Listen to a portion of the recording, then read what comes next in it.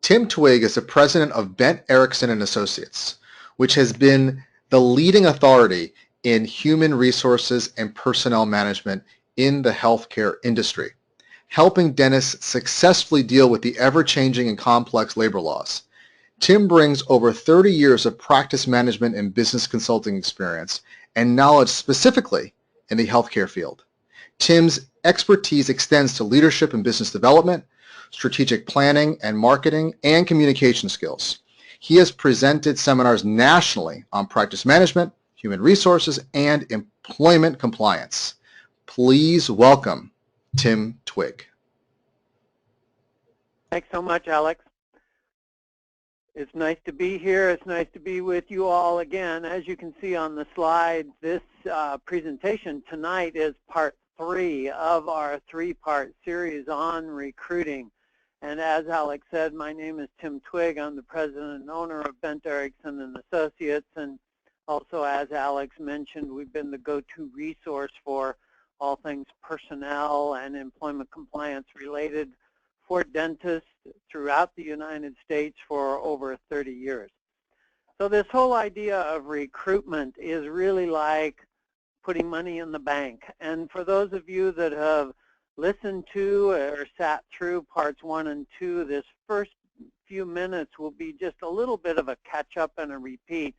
And so we talk about recruiting as being like money in the bank. And what do we mean by that? Well, certainly there's costs associated with any time that there's turnover, and the costs land in the category of an emotional toll. And then there is also, with that emotional toll, the stress and the strain that goes along with any time there's turnover. Because what we know is when there's turnover and that upheaval, during that time period until the new person is hired, usually it's the existing team members that are picking up the slack. And, you know, initially people are toughing it out because that's just what's needed. But it can certainly take a stress and a strain toll over time. Sometimes, if it goes on long enough, then morale can suffer. And then, of course, the big question is when you hire a brand new person, how long does it take them to be fully up to speed in the practice? Now, typically, we hear answers like 4 months to 6 months. And that means for 4 to 6 months, the practice is not operating on all cylinders. And any time a practice is not operating on all cylinders, it means there's a little bit of a nick that happens to the production. Whether that's a few more cancellations or whether that's the schedule is not running quite so tight, or because we're shorthanded with a dental assistant, we have to stretch appointments out or not schedule as many people. So during that period of time, production has a tendency to suffer. And if you think about production suffering by the tune of, say, $5,000 a month, you know, for 4 to 6 months, that can now add up to a significant financial toll. And when we look at the financial toll, there's certainly the hard costs of recruiting, and whether that's placing ads or paying temporary ad agency services, or recruitment services, employment services, finder's fees. All of these costs have a tendency to add up. And then, of course, there's the time, because someone is spending time reading the resumes and screening the applicants on the phone and doing interviews and checking references, and there's a cost associated with that time. And oftentimes dentists will say, oh, well, that doesn't cost me anything because I just do it at night at home on my own time.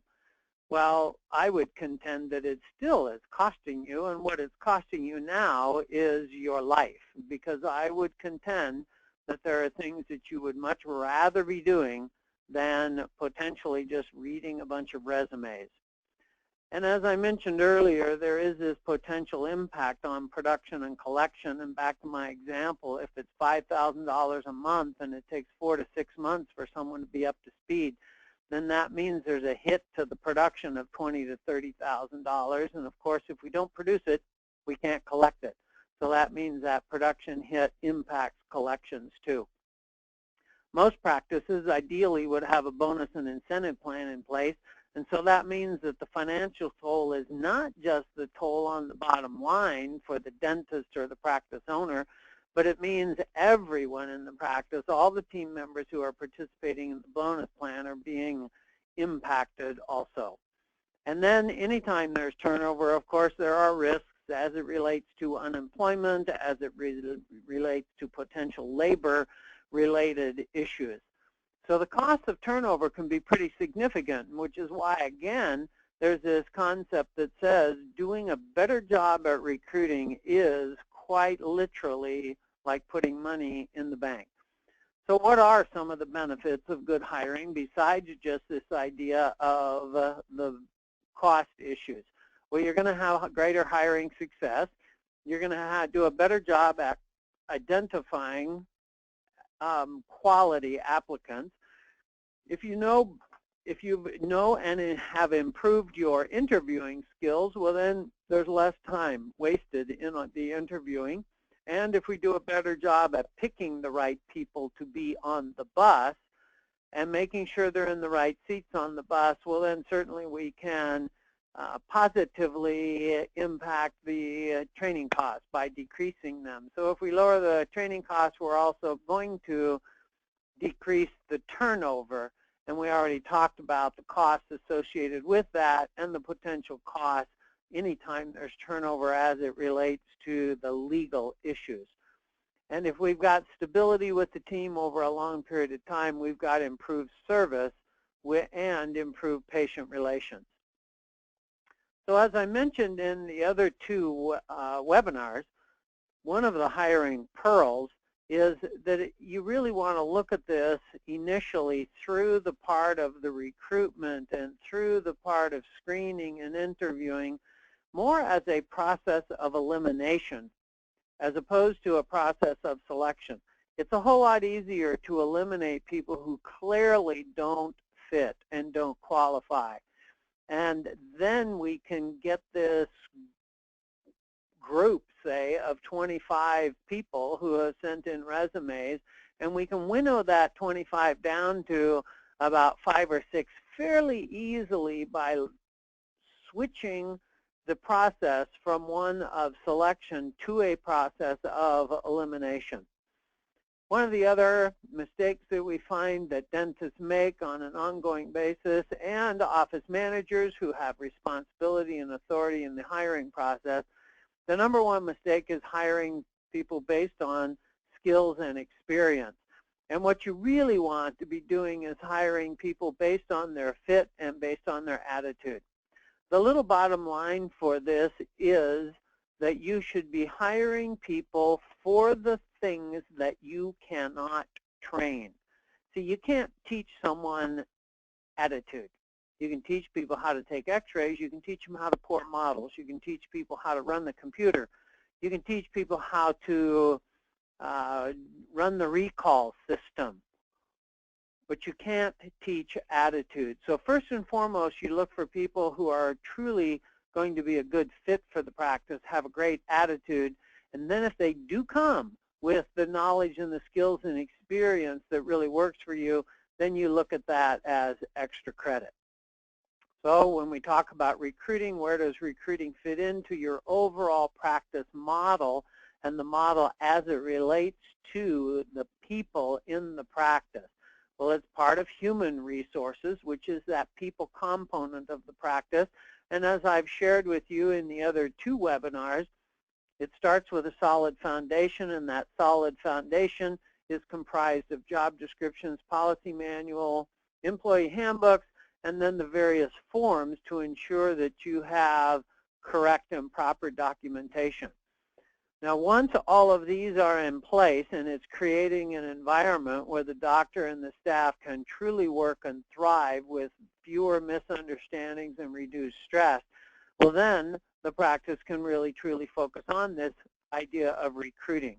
And recruiting from the standpoint of getting the right people on the bus and in the right seats on the bus. And you can see here, these are the 7 components that we've been working our way through in the previous webinars.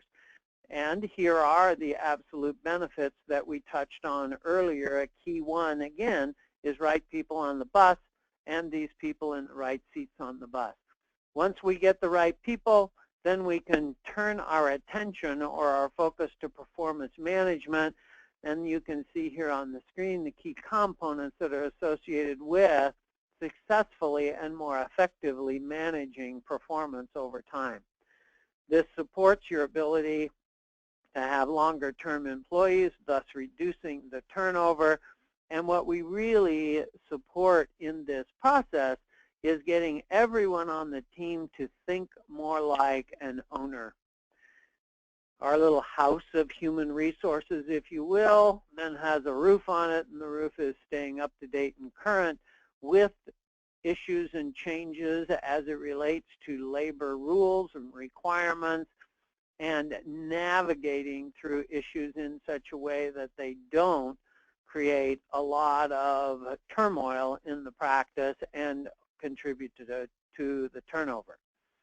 Obviously, updates and ongoing support means having access to support and making sure that you're getting that quality support that ensures the information is specific for your practice, your state, the federal government, taking into account the number of employees that you have, which is commonly referred to as employee thresholds.